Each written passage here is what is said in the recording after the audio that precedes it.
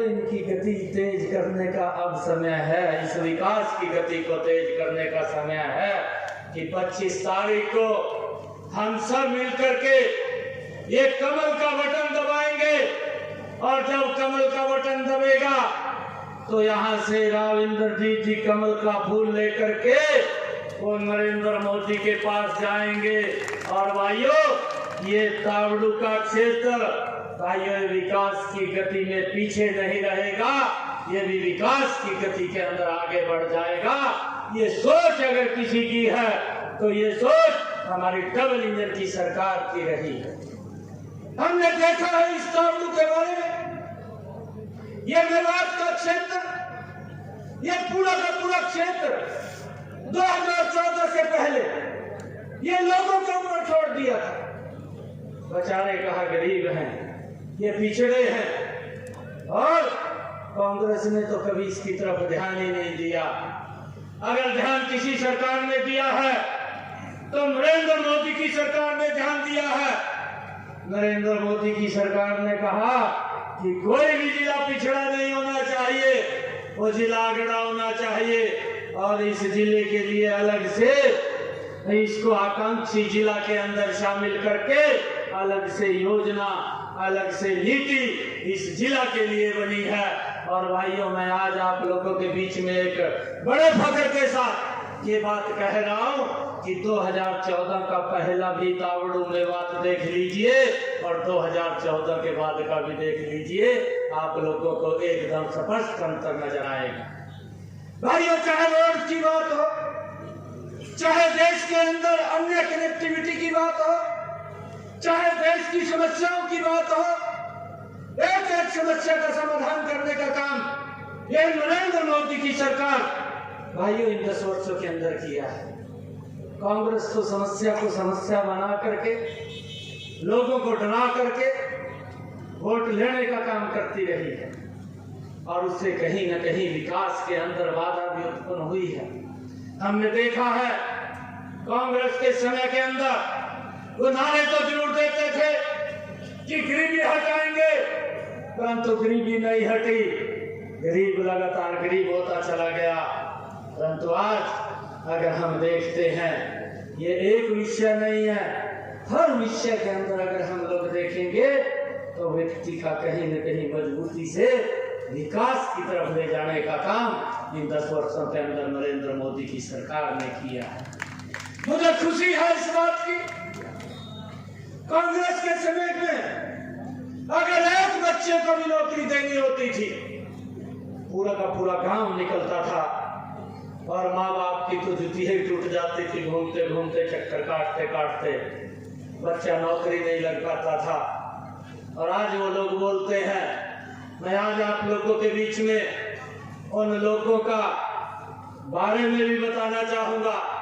वो लोग बोलते हैं हमने निर्णय करना है, और हम लोगों ने आने वाले समय के अंदर नरेंद्र मोदी जी के नेतृत्व में हरियाणा की 10 लोकसभा की सीटें वो नरेंद्र मोदी जी के पास जाकर के हरियाणा उसके अंदर अहम भूमिका अदा करेगा।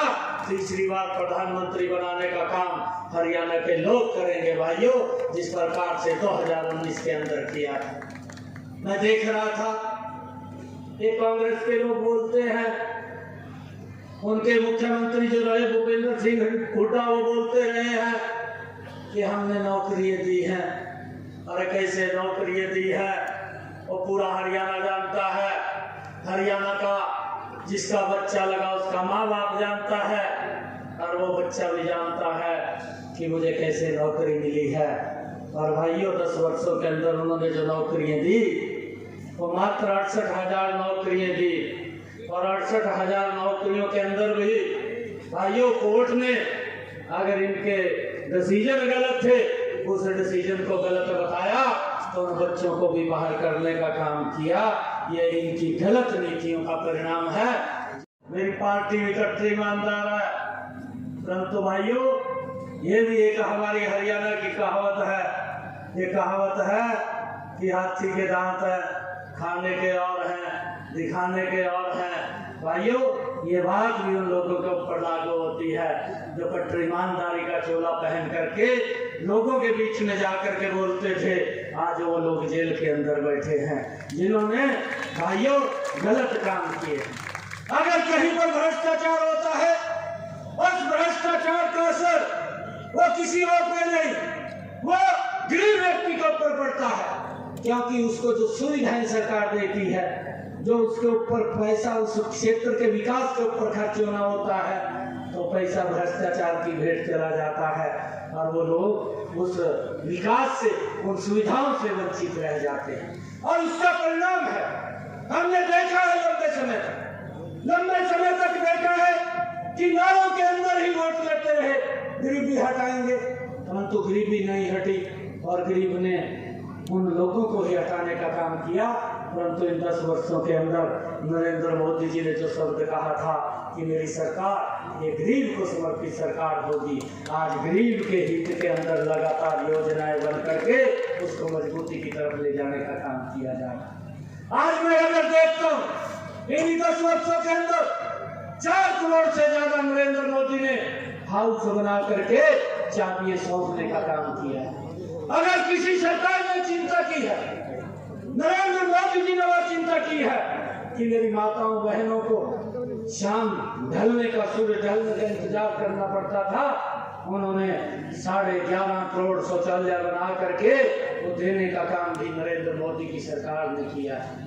और भाइयों, जिस प्रकार से यह दुष्प्रचार किया जा रहा था कि किसानों की एमएसपी को बंद कर दिया जाएगा, अरे कोई भी योजना नरेंद्र मोदी ने चलाई है, उस योजना का विरोध सबसे ज्यादा आकर के इन घमंडिया गठबंधन के लोगों ने किया है।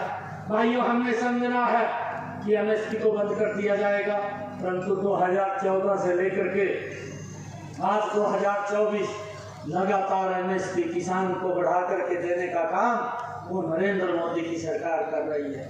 और हमारी सरकार ने, मनोहर लाल जी की सरकार ने तो हरियाणा के अंदर 14 अन्य फसलें भी किसान की एमएसपी के ऊपर खरीद करके उसको लाभ पहुंचाने का काम किया है। परंतु कांग्रेस की जो सरकारें, चाहे वो राजस्थान के अंदर रही थी, चाहे वो पंजाब के अंदर थी, भाइयों वो तो सिर्फ गेहूं और धान की फसल खरीदते थे, बाकी तो कोई फसल एमएसपी पर नहीं खरीदी जाती थी। ये अगर एमएसपी पर खरीदने का काम किसी ने किया था तो हमारी डबल इंजन की सरकार ने किया था भाई। और चाहे किसानों को प्रधानमंत्री किसान सम्मान निधि तो देने का काम भी भाइयों वो पहली बार नरेंद्र मोदी की सरकार ने किया है।